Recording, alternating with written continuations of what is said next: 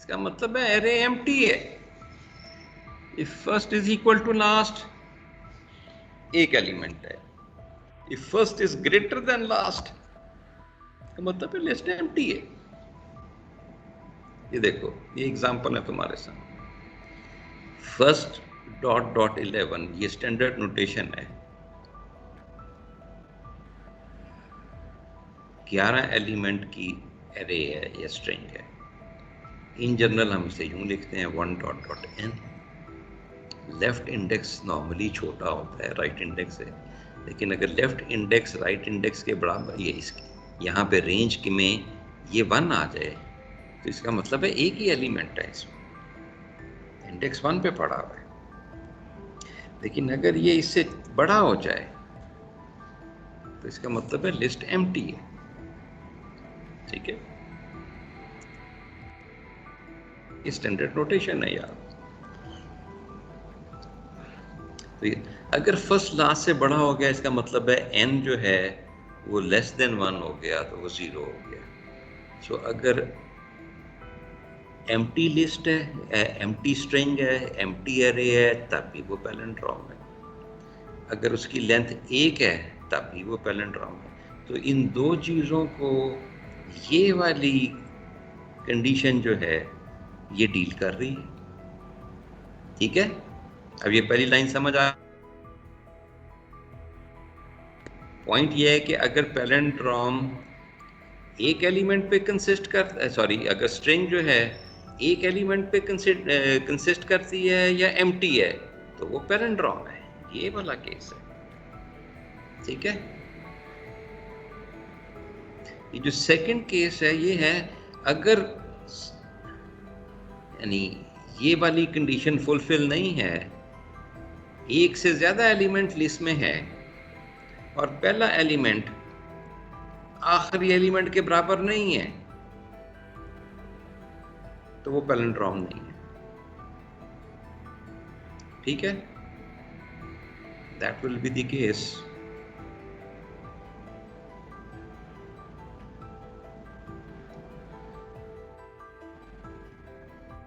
ए B और A B और A B A,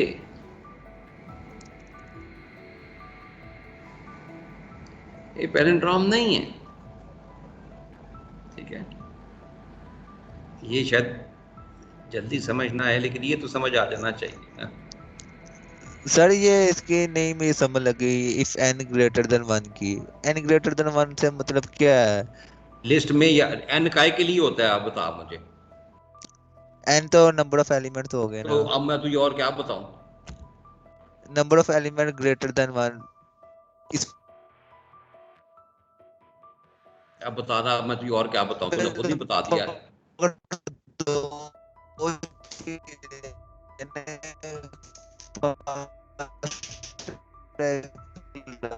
net के तो मुझे कुछ समझ नहीं आ रहा, मुझे कुछ समझ नहीं आ रहा, मुझे कुछ समझ नहीं आया जो तूने मेरे जवाब के बाद बोला है। तेरा नेट बहुत खराब है। से कोई चेक फायदा करना है नहीं ना। है। अब कुछ आवाज समझ आई है, अब फिर से बोल। सर वो कहते हैं, मुझे बस इस चीज की समझ नहीं आ रही, ये n तो नंबर ऑफ एलिमेंट हो गए ना, तो इसमें तो दो चीजें हैं, एक फर्स्ट है एक लास्ट है।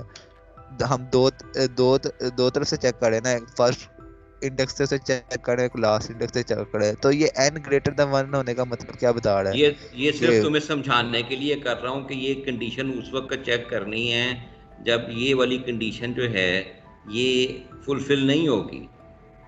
ये वाली कंडीशन उस वक्त चलती है जब लिस्ट में एक एलिमेंट हो, फर्स्ट इज ठीक इक्वल है टू ठीक है, लास्ट हो, या लिस्ट एम्प्टी हो। ये समझाने के लिए ठीक है ये ये। समझाने के लिए if n is equal to 1 लिखा है तुम्हें। ठीक है, ये समझाने के लिए ठीक ये हो गया। समझाने के लिए है। वो, वो मैं दूसरी तरफ ले गया था इसे। हाँ नहीं, दूसरी तरफ ना लेके जा। ये सारी चीजें n is equal to 1, n is less than equal to 1, a n greater than 1, उसी में तुम्हें समझाने के लिए किए हैं, वरना ये चीज काफी है। ठीक है जी, ठीक है, ठीक होगा। ठीक है, तो मैं इसका कलर ही चेंज कर देता हूँ यार, ये तुम्हें सिर्फ समझाने के लिए किया हुआ है इतना पार्ट जो है।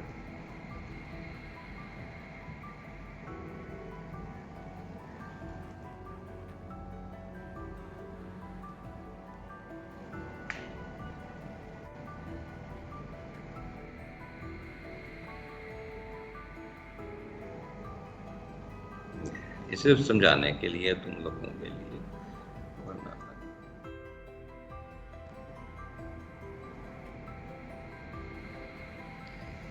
ठीक है।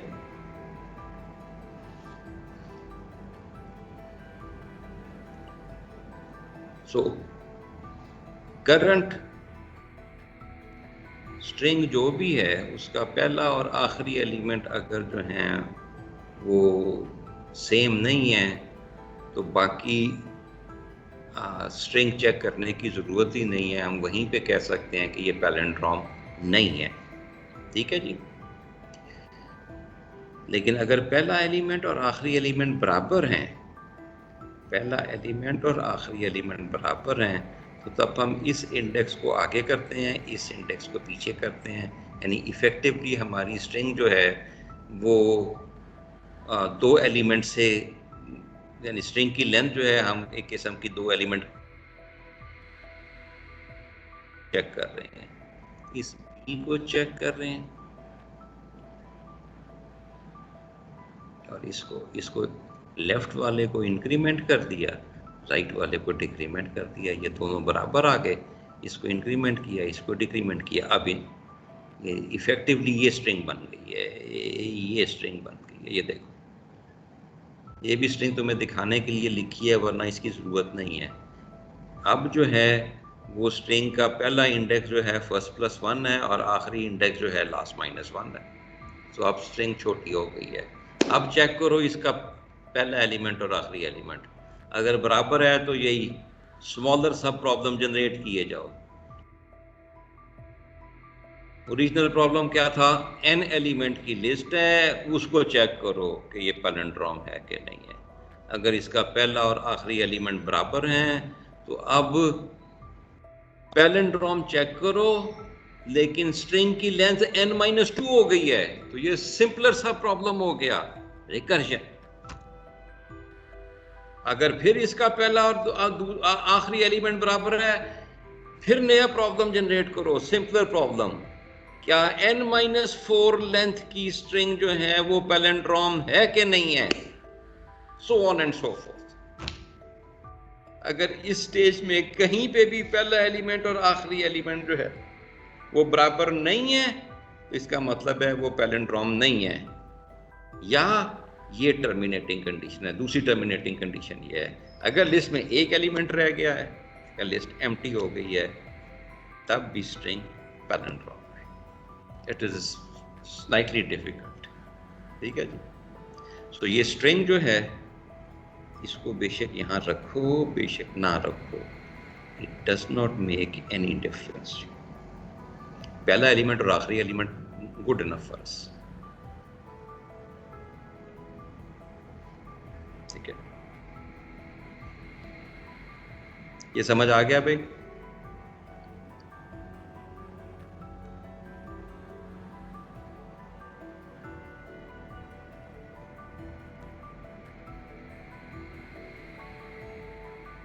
और भाई नहीं समझ आया तब भी बोल दो।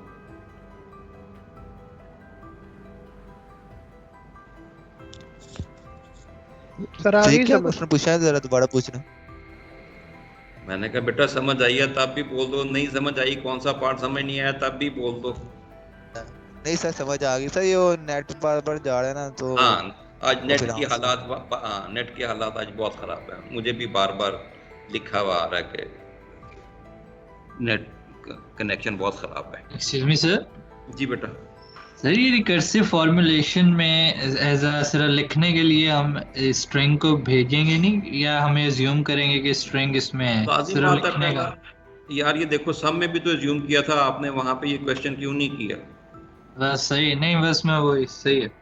देखो ये सम में भी नहीं किया, प्रिंट में भी नहीं किया आपने, वहां पे कोई जवाब नहीं उठाया। ये मैथमेटिकल फॉर्मुलेशन है ना बेटा। यहाँ पे आपने इजीली एज्यूम कर लिया ना, यहाँ पूछा आपने ना मुझे, आपने यहाँ पे पूछा था पिछले लेक्चर में, नहीं आज भी आपने सही ये है। बताया, ठीक है ना। यस सर, यस हाँ, सर, यस। तो मैंने इसीलिए कह रहा हूँ कि अगर आपको इस तरह से कंसीव करने में मुश्किल पेश आ रही है तो आप उसके साथ ये दे दिया करो। अगर यहाँ पे भी मुश्किल पेश आ रही है तो इसके साथ भी ARR कॉमा N कर दो, जैसे पैरामीटर्स होते हैं वैसे ये लिख दो, दैट्स फाइन। इसी तरह सम वाले केस में भी अगर वो समझ आने में मुश्किल आ रही है तो इसके साथ ARR लिख दो, पहला पैरामीटर एक किस्म का ARR। यस सर, समझ लग ठीक है ना, समझ आ गई है। गया। Yes sir. तो जो चीज़ें ऑब्वियस हैं वो लिखने की ज़रूरत नहीं होती। और फ्रॉम मैथमेटिकल पर्सपेक्टिव अगर देखो ना, मैथमेटिशियन के पर्सपेक्टिव से, उस बेचारे को तो सिर्फ लिस्ट का पता होता है, उसको तो एरे का नहीं ना पता होता। Yes sir. जी सर। लेकिन कोई फ़र्क नहीं पड़ता, इसलिए मैंने जानबूझ के यहाँ पे STR लिखा था ताकि पीछे वो एग्जाम्पल नहीं थी। अब ये भी आपके सामने एग्जाम्पल आ जाए तो दोनों तरीकों में से जिसमें आपको आसानी है आप वो लिख सकते हैं। अब ज़रा इसको चला के देख लें एक एग्जाम्पल के ऊपर। खैर मैं इसकी वो नीचे कोड भी लिख देता हूँ, ये नीचे कोड भी है वो भी देख लीजिए। वो देखिए अगर ये हो गया तो आपका कोड जो है वो जिसे वो कहते हैं ना मक्खी पे मक्खी मारना, वो हो जाएगा। ये देखिए, if first is greater than equal to last return true. ये देखिए ये फॉर्मूलेशन की पहली लाइन है, उसका कोड ही ऑलमोस्ट लिखा हुआ है। बल्कि ये देखो ना, इफ भी गलत है, कॉमे के बाद जो भी चीज लिखी होती है वो बेसिकली कि ये कंडीशन अगर फुलफिल हो रही है तो ये जवाब होगा। ठीक है, दूसरी कंडीशन, पहला एलिमेंट अगर आखिरी के बराबर नहीं है तो फॉल्स रिटर्न कर दो। ये देखो तीसरी और चौथी लाइन एग्जैक्टली वही है। अगर ये कंडीशन फुलफिल नहीं हुई है पहली वाली, if first is not greater than और इक्वल टू लास्ट, इसका मतलब है लिस्ट में एलिमेंट जो हैं वो एक से ज्यादा हैं। वो ये वाली तुम्हें समझाने के लिए जो लिखा था, ये कम से कम कोड तो तुम्हें समझ आ रहा है ना। अगर हम लाइन 3 पे आ रहे हैं, इसका मतलब है लिस्ट में एलिमेंट जो हैं कम से कम 2 हैं या 2 से ज्यादा हैं, तब हम इस लाइन पे आएंगे, वरना ये फुलफिल हो जाती कंडीशन। ठीक है ना, ये आप समझ आ गई है?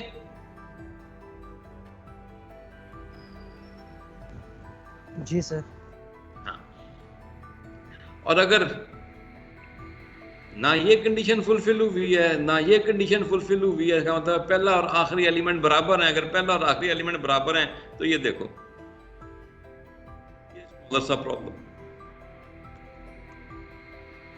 अगर ओरिजिनल प्रॉब्लम में स्ट्रिंग की लेंथ n थी तो ये स्मॉलर सा प्रॉब्लम जो है इसमें स्ट्रिंग की लेंथ या लिस्ट की लेंथ जो है वो n-2 हो गई है, तो ये सिंपलर सा प्रॉब्लम हो गया। तो प्रॉब्लम के सॉल्यूशन में अगर वही प्रॉब्लम रीअकर कर जाए लेकिन स्मॉलर साइज के ऊपर अकर करे तो ये पैलिंड्रोम है, सॉरी ये रिकर्जन है। ठीक है जी, कोड समझ आ गया? कितना सिंपल है, कोई है इसमें और इसमें कोई फर्क नजर आया तुम्हें? सारी एग्जांपल खोल के देख लो जो अभी तक हमने की है। एक जगह अगर रिकर्सिव फॉर्मुलेशन कर लिया तो इसका मतलब है तुमने कोड भी लिख लिया, और कोड उतना ही सिंपल है या मुश्किल है जितना ये सिंपल या मुश्किल है फॉर्मुलेशन जो। ठीक है, पांच दफा ये फॉर्मुलेशन जो है मुश्किल हो जाती है यार। मैंने पिछले लेक्चर में भी कहा था, अब में भी कहा था। उस वक्त शायद आप चाहोगे जी मैं अगर कोड लिख दूं तो ज़्यादा आसान है, तो इसको इस तरह से लिखना जो है वो शायद मुश्किल है। अब इसकी एग्जांपल देख लेते हैं, ड्राई रन कर लेते हैं। जैसे प्रिंट का ड्राई रन किया था ना, इसका भी ड्राई रन कर लें क्योंकि ये थोड़ा सा मुश्किल कोड है। ये स्ट्रिंग है जी, ऑड लेंथ की स्ट्रिंग है। ठीक है, पहली दफ़ा ये फंक्शन कॉल हुआ, इसका लेफ्ट इंडेक्स 1 है, राइट इंडेक्स 3 है। ऐसे ही है ना बेटा? तो अब ये देखो जी सर। फर्स्ट जो है लास्ट से बड़ा नहीं है ना उसके बराबर है, यहाँ पे 1 है, यहाँ पे 3 है, यहाँ पे आगे क्या पहला एलिमेंट तीसरे एलिमेंट के बराबर है? हाँ जी, पहला एलिमेंट तीसरे एलिमेंट के बराबर है। ठीक है, तो यानी कि ये लाइन 5 पे आ गए। अब यहाँ से उसने फंक्शन कॉल की है, स्ट्रिंग वही दी है, ठीक है जी, लेकिन फर्स्ट प्लस 1 किया तो 2 आ गया। ये पहले फर्स्ट 1 था, फर्स्ट प्लस 1 2 आ गया, 3 माइनस 1 2, ये 2 भिजवा दिया। सो ये 2 ये 2, ठीक है। यहाँ पे क्या first is equal to last. अब स्ट्रिंग एक लेंथ की है, इसका मतलब है बाय डेफिनेशन ये पार्ट ये ट्रू है, इसने रिटर्न कर दिया। ये इसने ट्रू रिटर्न किया, ये तो एग्जीक्यूशन पिछले में आ गई जब यहाँ से ये कॉल किया गया था, यहाँ पे ट्रू लिखा गया और ये इसने पे ट्रू रिटर्न कर दिया, तो इस फंक्शन ने ही सारा का सारा ट्रू रिटर्न कर दिया। ठीक है जी। सो ये एग्जांपल थी ऑड लेंथ के पैलिंड्रोम की, और ये चेक किया यहाँ से और ये यहाँ से, ये फॉल्स वाला एग्जीक्यूट नहीं हुआ। नेक्स्ट इज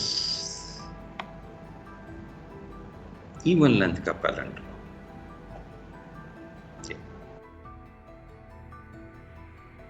गई है इसे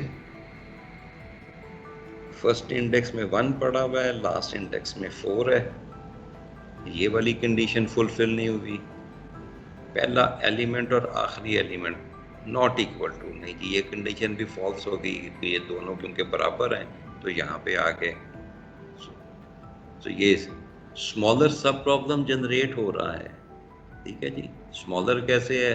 first plus 1 is 2, 4 minus 1 is 3, 2 3, 2 element की अब लिस्ट रह गई है, तो दोबारा कॉल किया, फर्स्ट इज 2 लास्ट इज 3, ये कंडीशन जो है फॉल्स हो गई है।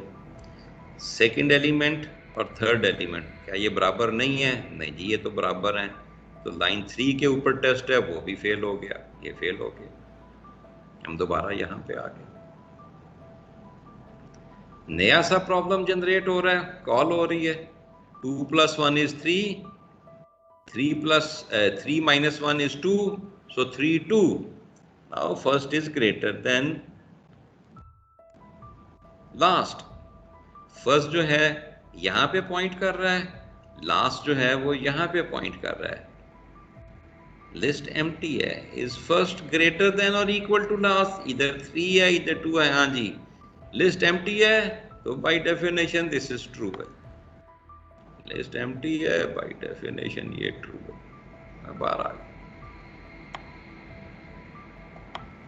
सो ये इसने ट्रू रिटर्न किया, जब ट्रू रिटर्न किया तो वापस पिछली इन्वोकेशन में आया, यहाँ से कॉल हुआ था, यहाँ पे ट्रू आया, यहाँ से फिर रिटर्न हुआ, ये रिटर्न हुआ। ये तीसरी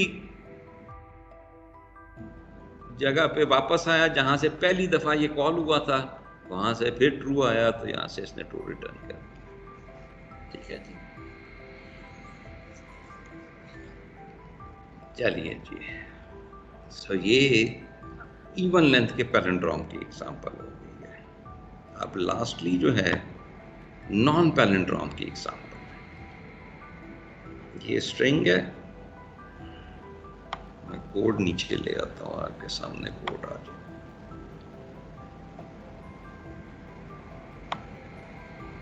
आपके सामने कोड आ गया। ये स्ट्रिंग है, इंडेक्स 1 फर्स्ट है और लास्ट जो है वो 8 है जी। ठीक है।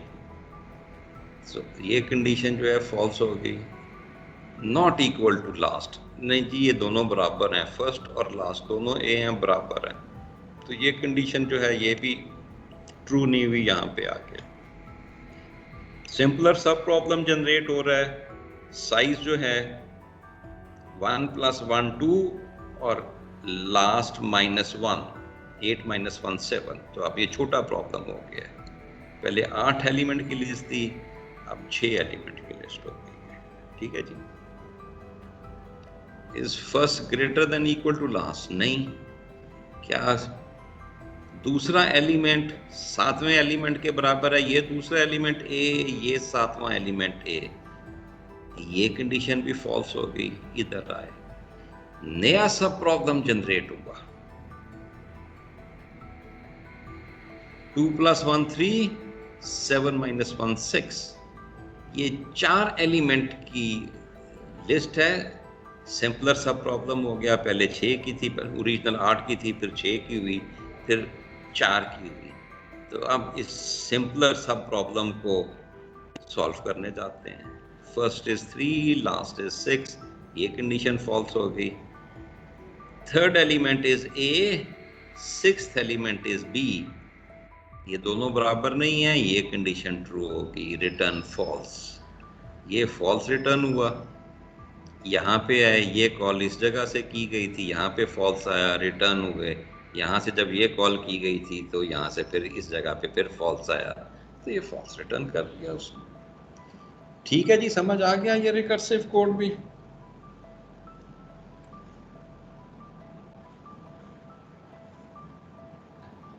Yes sir. चलिए जी, यस सर। Enough example. अब एक एग्जाम्पल जो इससे थोड़ी सी मुश्किल है, वो हमने पिछली क्लास में या उससे पिछली क्लास में बाइनरी सर्च किया था ना। बाइनरी सर्च का कोड देखा था ना यार? जी सर। वो देखा था कि नहीं? याद नहीं है?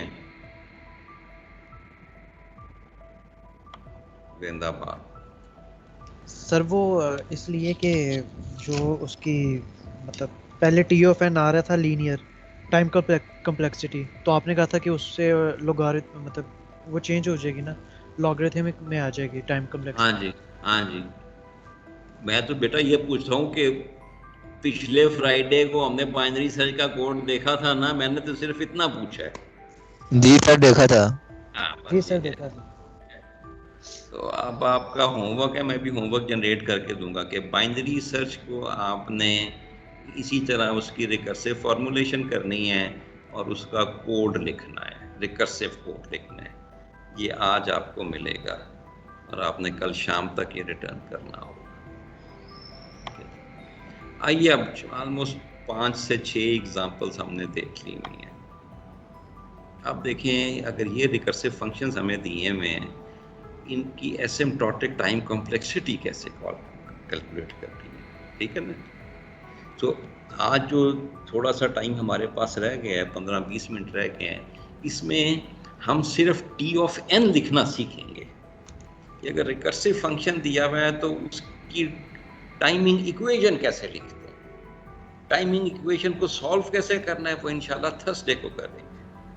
आज सिर्फ ये है कि टाइमिंग इक्वेशन कैसे लिखनी है।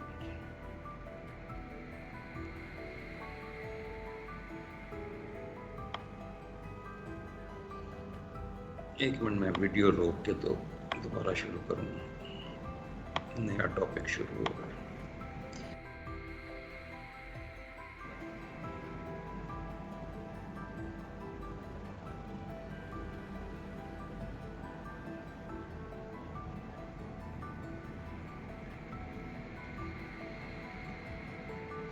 आइए जी, तो बेसिकली हम रिकर्सिव फंक्शन का एसिम्प्टोटिक एनालिसिस करना चाहते हैं, लेकिन आज उसका सिर्फ ये पार्ट देखेंगे कि उसकी timing equation T of N कैसे लिखते हैं। ठीक है जी, तो हम स्टार्ट करते हैं। ये जो हमने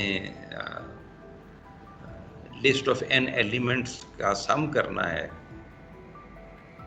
इसकी रिकर्सिव फार्मूलेशन और इसका कोड देखा था, उसकी टाइम कॉम्प्लेक्सिटी निकालने की कोशिश करते हैं टी ऑफ एन तक। ठीक है जी, so calculate the cost and frequency of each line as if there is no recursive call. ठीक है, ये इटैलिसाइज किया हुआ है मैंने और बोल्ड किया हुआ है। ये आपके पास फंक्शन है, अब मैंने फंक्शन का नाम भी रिकर्सिव लिख दिया है। ठीक है जी, इसकी जो ऑपरेशंस जो हैं, एक ही चीज़ होती है यार।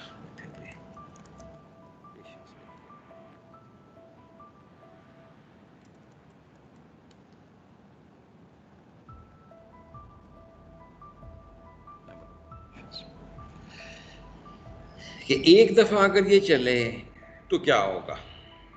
ठीक है जी, ये लाइन इसमें नंबर ऑफ ऑपरेशन C1 है, हमें पता है ये एक दफा चलेगी। ये सेकंड लाइन जो है इसमें नंबर ऑफ ऑपरेशन C2 है, हमें पता है या ये एक दफा चलेगी या ये चलेगी ही नहीं। ठीक है ना, अगर n इज इक्वल टू 0 है तो एक दफा चलेगी, अगर n 0 नहीं है, इसको मैं वो कहा था डबल कर देता हूँ। ठीक है जी, अगर n 0 नहीं है तो ये लाइन नहीं चलेगी। ठीक है, इसलिए ये यहाँ पे मैंने डाल दिया है। ठीक है जी,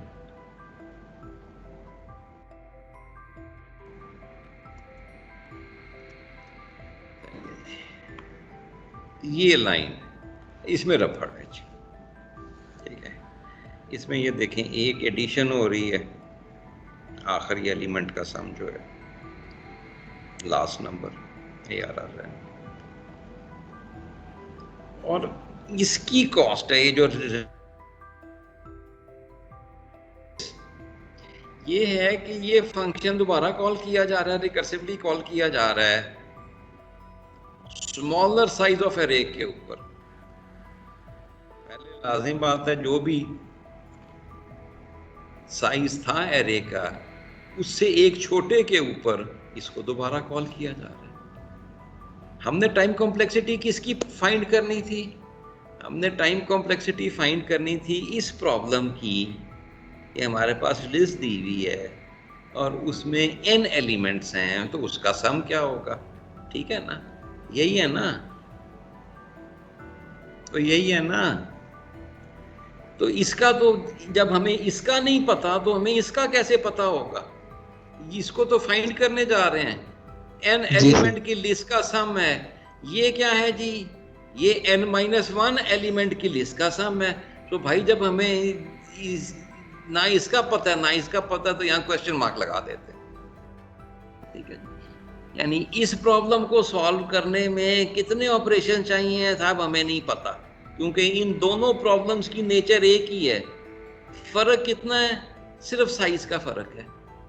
इसमें कुछ और साइज था जब इसे पहली दफा कॉल किया गया था, अब जब दूसरी दफा इसको कॉल किया जाएगा तो साइज और होगा, लेकिन प्रॉब्लम की नेचर सेम रह रही है। तो ना हमें इसका पता, ना अगर इसका पता होता तो उसमें से एक कम करके कुछ ना कुछ नंबर ऑफ ऑपरेशन मालूम कर लेते, लेकिन ना हमें उसका पता ना इसका पता है। या उल्टा समझ सकते हो, अगर इसका पता होता तो यहाँ पे वो नंबर ऑफ ऑपरेशंस लिख देते तो इसका भी पता चल जाता। ठीक है ना, ये बात समझ आ गई? जी सर। हाँ, तो यहाँ पे क्वेश्चन मार्क लगा दिया। अब पहली दफा इस फंक्शन को जब कॉल किया गया होगा किसी जगह से भी, मेन के फंक्शन से या किसी और फंक्शन से, तो ये कॉल होना था, एरे भेजी जानी थी और एरे में नंबर ऑफ एलिमेंट्स कितने हैं वो भिजवाए जाने थे। तो जितना साइज था ये रिकर्सिव कॉल साइज -1 हो जाता। अच्छा, हमने ये मालूम करना है T ऑफ n होता है। मैंने सिर्फ इसमें ऐड जो किया है कि अब ये T ऑफ n जो है ये इस रिकर्सिव सम प्रॉब्लम जो फंक्शन है उसका टाइमिंग इक्वेशन जो है ना वो हम कैलकुलेट करना चाहते हैं। और ये T record sum n is a function that represents the time complexity of this function when invoked, यानी when called on a list of n elements. Invoked by a list, नहीं, invoked on.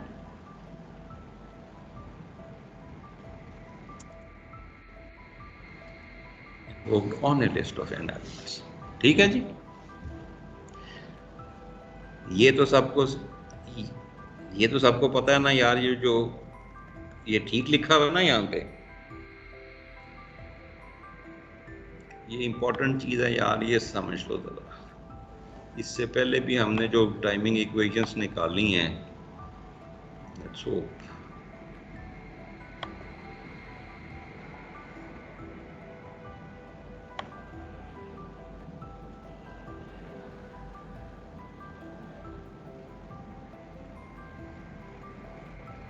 ये T of n किसकी time complexity है?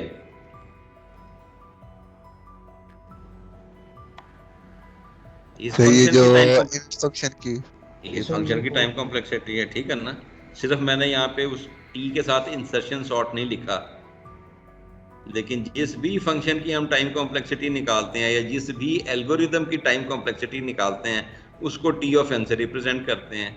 Exactly यही चीज़ यहाँ पे है कि मैंने नई चीज़ नहीं की है। इस फंक्शन की टाइमिंग इक्वेशन क्या है, ठीक है, वो ये है। और कैसे निकालते हैं हम, ये C1 मल्टीप्लाइड बाई 1, ठीक है, plus C3 multiplied by 1 plus question marks multiplied by 1, ये है if n is equal to 0। ये देखो if n is equal to 0 है तब ये रिकर्सिव कॉल हो रही है, ये रिकर्जन है, इसलिए if n is equal to 0 तो ये टाइमिंग इक्वेशन निकलेगी। अगर n ग्रेटर देन 0, अगर n इज इक्वल टू 0 होता तो ये लाइन चलनी थी और ये टू 0 होता तो ये दो लाइन चलनी थी, तीसरी लाइन नहीं चलनी थी, ठीक है, वो बाद में करते हैं, लेकिन ये समझ आ गई।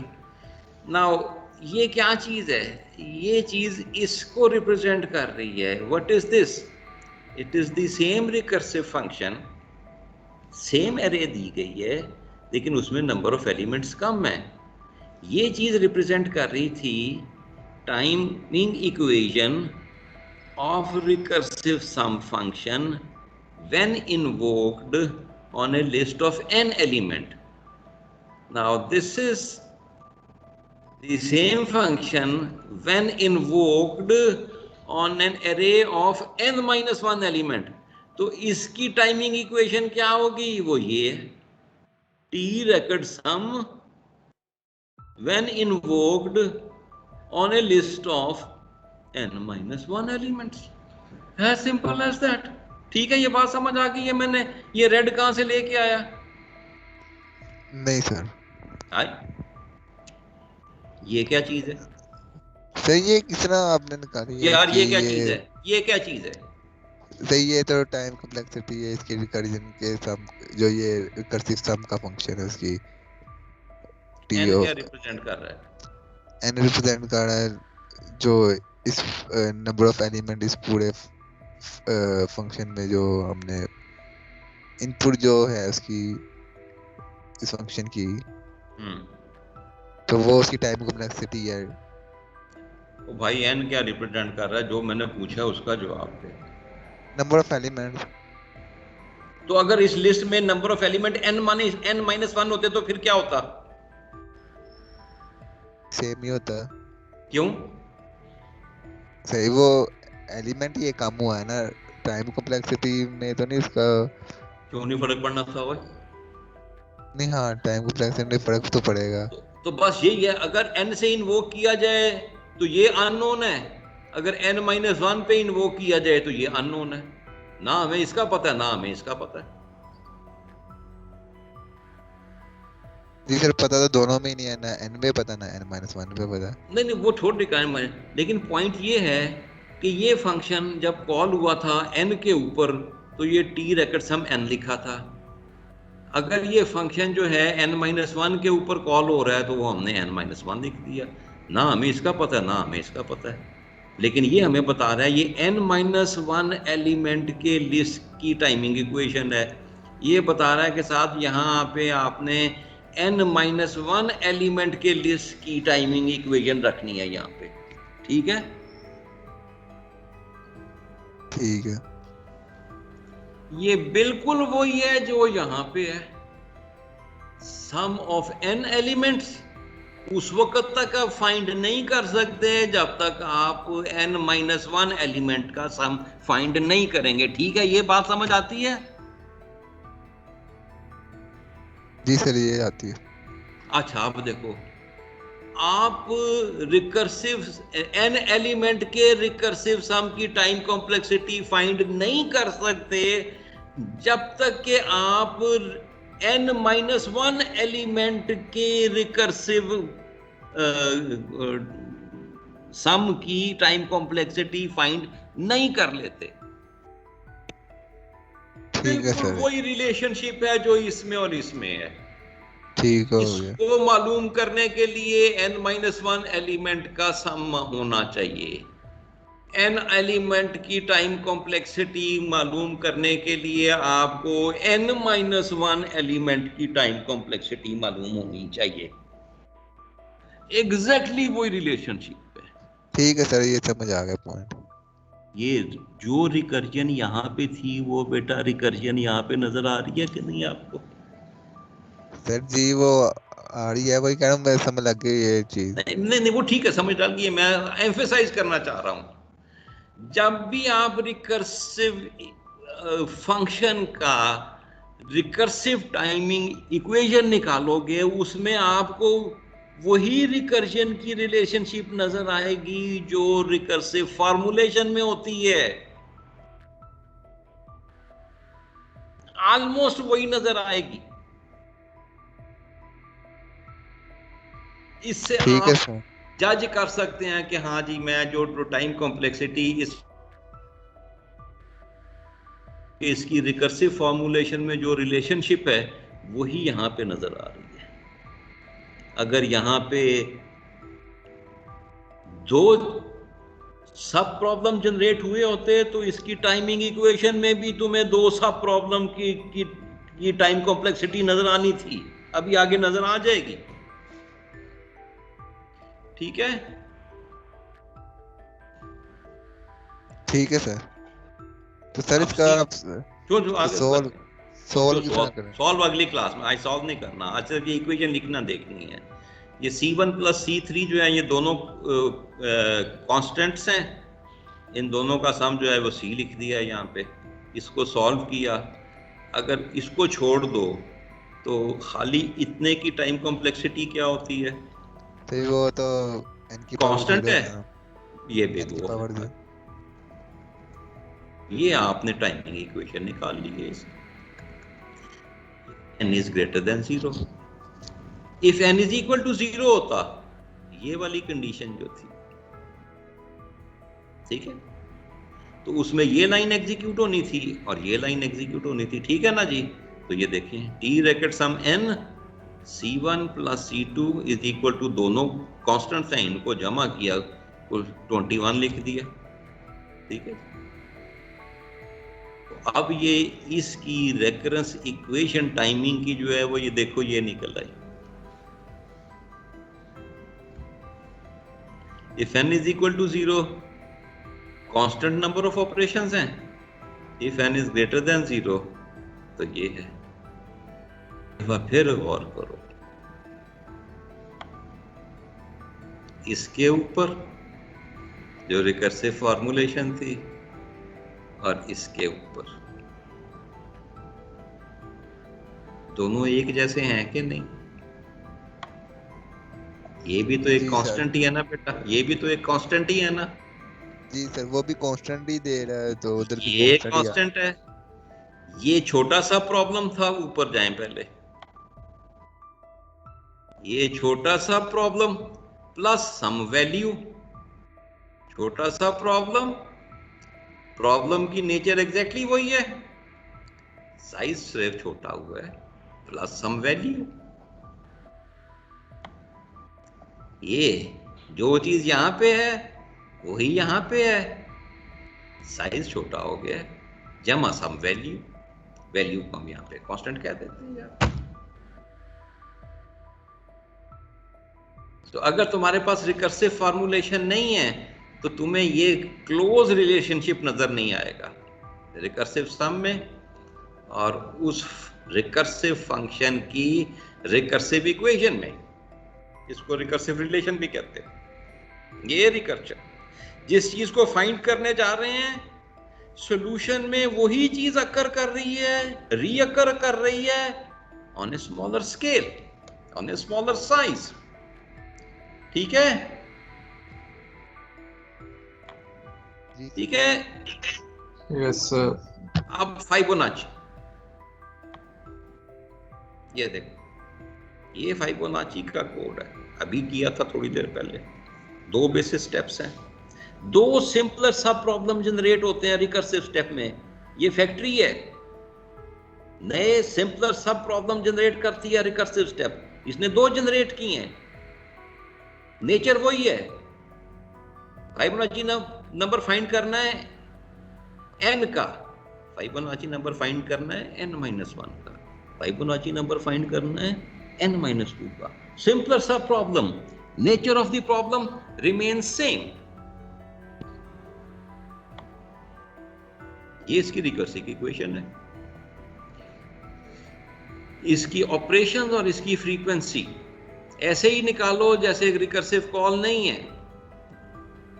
ये लाइन एग्जीक्यूट होगी एक दफा, नंबर ऑफ ऑपरेशन ये हैं, ये एग्जीक्यूट होगी या एक दफा एग्जीक्यूट होगी या बिल्कुल भी एग्जीक्यूट नहीं होगी। अगर n जो है वो 2 या 2 से बड़ा है तो यही लाइन 2 जो है वो एग्जीक्यूट नहीं होगी 0 दफा।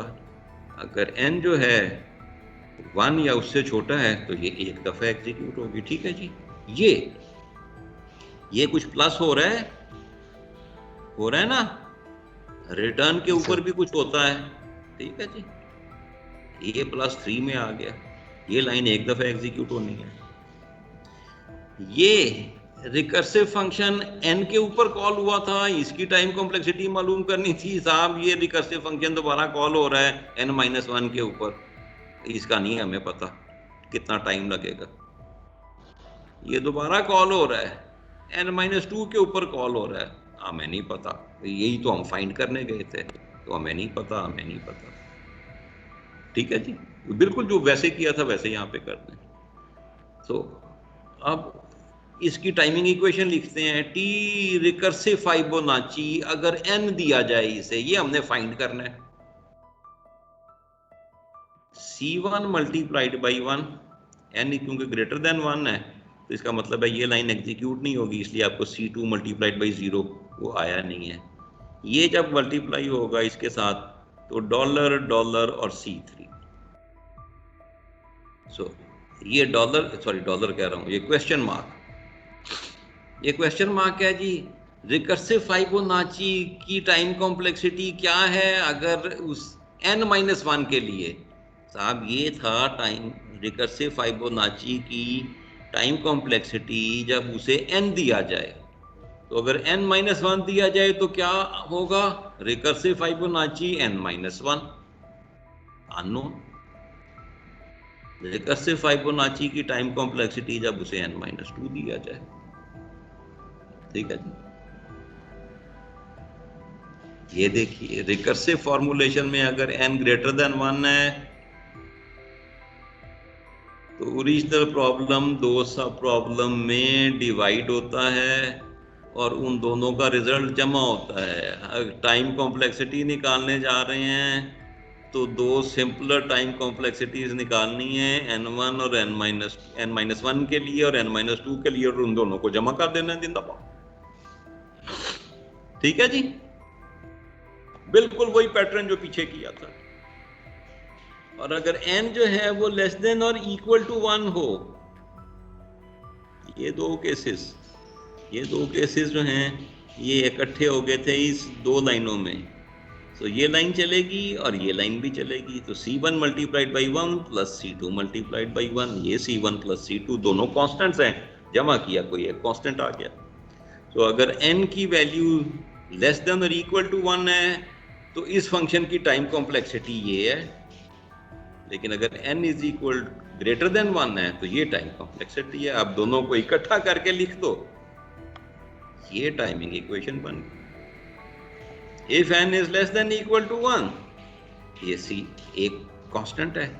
If n is greater than 1, तो टाइमिंग कॉम्प्लेक्सिटी रिकर्सिव फिबोनाची की फाइंड करो n-1 के लिए, टाइमिंग कॉम्प्लेक्सिटी फाइंड करो रिकर्सिव फिबोनाची की n-2 के लिए, इन दोनों को जमा करो और जमा उसमें कोई कांस्टेंट डाल दो। अब ये देखो और ये देखो, ऑलमोस्ट एग्जैक्टली वही है ना? कोई फर्क है? यहां पे तुम्हें रिकर्जन नजर आ रही है। Original problem is being solved in terms of 2 simpler sub problems of the same nature. Timing complexity find करनी है It can only be found when we found the timing complexity of two simpler subproblems. n-1 क्या Fibonacci जमा n-2 की Fibonacci. So जो recursive relationship यहाँ पे था problem और सिंपलर सब प्रॉब्लम में, वही यहाँ पे है उनकी टाइम कॉम्प्लेक्सिटी में भी, वो कोड में भी तुम्हें नजर आ रहा है. हर दफा जब रिकर्सिव फाइबोनाची कॉल होगा ये दो नए सब प्रॉब्लम जनरेट करेगी अगर n जो है वो ग्रेटर देन 1 है. ठीक है जी सर. जी सर. तो बेटा ये क्लोज रिलेशनशिप. और ये अभी अगला जो है रिकर्सिव फैक्टोरियल की, ये खुद ही घर जाके देखना, ये सिंपलर सी है. ठीक है जी. ठीक है सर, वो लेक्चर भी अगला स्टार्ट होने वाला है. हाँ ओके सर. चलिए, अगर कोई क्वेश्चन है तो पूछ लीजिए, वरना अल्लाह हाफिज. और थर्सडे को 11:05 के ऊपर सेकंड क्विज होगा, असाइनमेंट 1 से रिलेटेड होगा. ठीक है जी. ठीक है सर. ओके जी, अल्लाह जी हाफिज. सर. अल्लाह हाफ़िज़.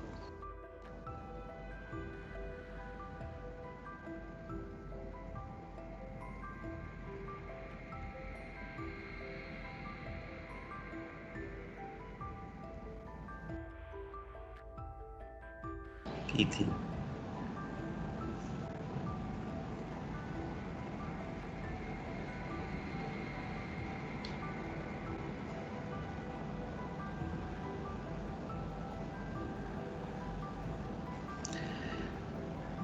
चलिए जी, उसी को आगे बढ़ाते हैं. दोबारा से मैंने यहाँ पे शुरू में लिख दिया है जो पहले लिखा हुआ था. That is the solution to the problem. The same problem reoccurs many times on a smaller size. ठीक है जी. And this process continues until we reach trivial case या basis step, और वहाँ पे जाके ये रिकर्जन स्टॉप कर जाती है. ठीक है. अब इसमें पिछली दफ़ा जो हमने तीनों एग्जांपल्स देखी थी, उन सब में एक बेसिस स्टेप था. जैसे ये फैक्टोरियल की एग्जांपल में सिंगल बेसिस स्टेप है. ये सम ऑफ इंटीजर्स वाले में भी एक बेसिस स्टेप था. ये print A list of elements. ठीक है जी. ये हमने शायद आखिरी एग्जांपल की थी. इसको एक और तरह से भी किया जा सकता है. जो बेसिस स्टेप है उसको अगर हम n इज इक्वल टू 0 कर दें और रिकर्सिव स्टेप जो है वो n ग्रेटर देन 0 करें, तो आप लोग कर सकते हो इसे.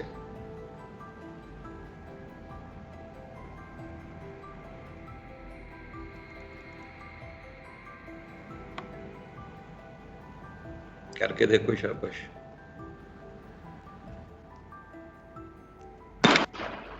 यस सर, हो सकता है. कीजिए, शाबाश.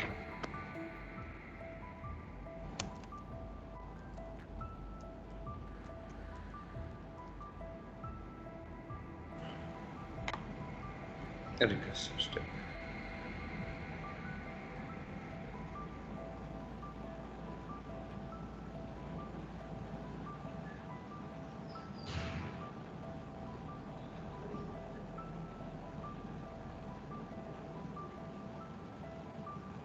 चलिए मैं ही करता था, थोड़ी टाइम काफ़ी लगता है. ये देखिए, as far as recursive formulation is concerned, अब उसमें मामूली सा फर्क आया है. रिकर्सिव स्टेप तो वही है जो पहले था, लेकिन जो बेसिस स्टेप है उसमें फ़र्क आ गया है. और आप देख रहे हैं, अगर लिस्ट में 0 एलिमेंट्स हैं, ठीक है जी, लिस्ट में 0 एलिमेंट है तो लाजिम बात है there is nothing to print. ठीक है ना. कोई एक एलिमेंट होगा तब उसे प्रिंट करेंगे ना. जब लिस्ट में 0 एलिमेंट है ही कुछ नहीं है, तो हमने प्रिंट क्या करना है? कुछ भी प्रिंट नहीं करना, तो वी डू नथिंग. ठीक है. अब बाहर निकल आते हैं, तो there is nothing to print. ठीक है, लेकिन इसका इम्पैक्ट अब समझ आ गया ना। बाकी रिकर्सिव स्टेप तो एग्जैक्टली वही है, सिर्फ बेसिस स्टेप चेंज हो गया। उसमें एक एलिमेंट था, उसी एलिमेंट को हम प्रिंट कर देते हैं। लेकिन अगर एलिमेंट ही कोई नहीं है लिस्ट में तो लाज़मी बात है हम कुछ भी नहीं करेंगे, खाली वापस आ जाएंगे, नया सब प्रॉब्लम जनरेट नहीं होगा। ठीक है ना, लेकिन इसका कोड पे फर्क पड़ जाएगा। ये देखिए मैंने दोनों के कोड लिख दिए हैं। n इज इक्वल टू 1 वाले का ये तो पिछली क्लास में भी किया था। यहाँ पे एल्स है, एल्स की बाय द वे कोई ज़रूरत नहीं है। ठीक है, क्योंकि अगर n इज इक्वल टू 1 है ये वैसे ही बाहर निकल जाएगा। लेकिन ये छोटा हो गया क्योंकि यहाँ पे जो हम डिस्प्ले करते थे एक एलिमेंट, वो यहाँ पे अब एलिमेंट है ही कोई नहीं है। देखें if n is equal to 0 the function is doing nothing, simply returning, finish कर दिया, खत्म हो गया जी, आई कुछ नहीं। तो ये थोड़ा सा कोड जो है सिंप्लीफाइड हो गया। लेकिन वो कहते हैं ना there is no free lunch. लेकिन इसमें जो एक्चुअल टाइम है वो थोड़ा सा ज़्यादा लग रहा है। वो कैसे? इसकी हमने वो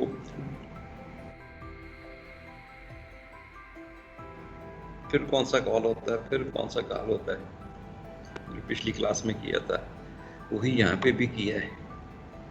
वही एरे में 3 नंबर थे। ठीक है, ये एक एक्स्ट्रा रिकर्सिव कॉल हो रही है। पहले तो n इज इक्वल टू 1 था, यहीं पे डिस्प्ले हो जाना था, आपको उसमें बाहर निकल आना था। ठीक है, अब यहाँ पे थोड़ा सा एक एक्स्ट्रा कॉल हो रही है और यहाँ पे कोई चीज़ प्रिंट नहीं हो रही है। देखिए ये रिटर्न कर गया। ठीक है,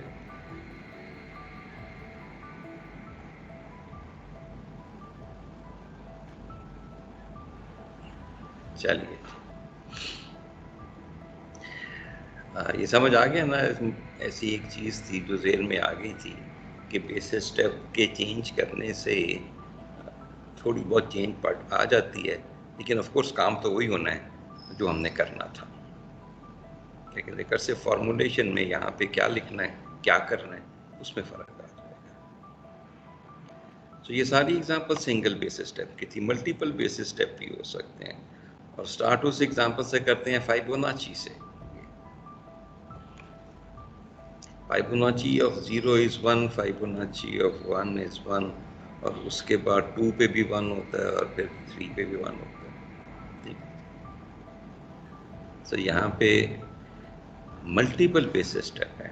और दूसरी चीज़ यहाँ पे है, ये पहली एग्जांपल है जिसमें जो प्रॉब्लम है वो 2 सिंपलर सब प्रॉब्लम्स जनरेट कर रहा है।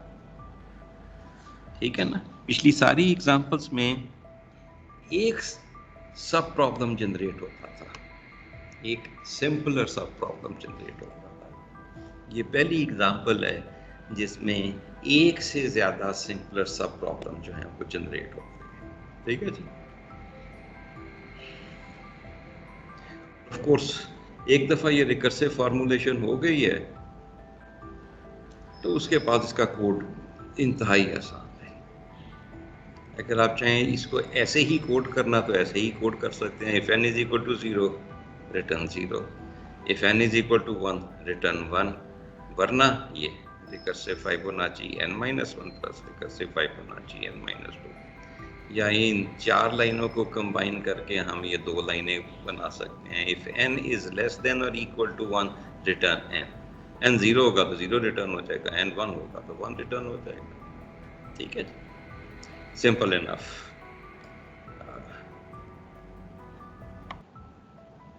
चलिए जी, ये पैलिंड्रोम है यार। पैलिंड्रोम का तो पता है ना आपको? जी सर। ठीक है ना, स्ट्रिंग जो है वो लेफ्ट से पढ़ें या राइट से पढ़ें, अगर वो स्ट्रिंग एक ही है तो इसका मतलब है वो पैलिंड्रोम है। ठीक है, पैलिंड्रोम आपको पता ना 2 तरह के होते हैं, एक इवन लेंथ का पैलिंड्रोम होता है और एक ऑड लेंथ का पैलिंड्रोम होता है। ठीक है, Let's take an example. This is an even length palindrome. This is an odd length palindrome. ठीक है जी? Understood जी? जी सर। चलिए अब इसकी रिकर्सिव फॉर्मूलेशन आप कीजिए। ठीक है, इस तरह की रिकर्सिव, लाजिम बात है आप कोड तो आपको लिखना आता ही है, लेकिन आप वो जो कोड लिखते हैं नॉर्मली वो रिकर्सिव कोड होता है कि एरे के ऊपर आप दो इंडेक्स वेरिएबल डिक्लेयर कर देते हैं, एक स्टार्टिंग इंडेक्स पे होता है, एक एंडिंग इंडेक्स पे होता है। अब दोनों को कंपेयर करते हैं। ठीक है जी, अगर दोनों कैरेक्टर बराबर हैं इन इंडेक्सेस के ऊपर, पहले इंडेक्स के ऊपर आखिरी इंडेक्स के ऊपर, तो पहले इंडेक्स को इंक्रीमेंट कर देते हैं, आखिरी इंडेक्स को डिक्रीमेंट कर देते हैं और यूं चलते रहते हैं। ठीक है जी, तो अब इसकी रिकर्सिव फॉर्मूलेशन कीजिए। शाबाश।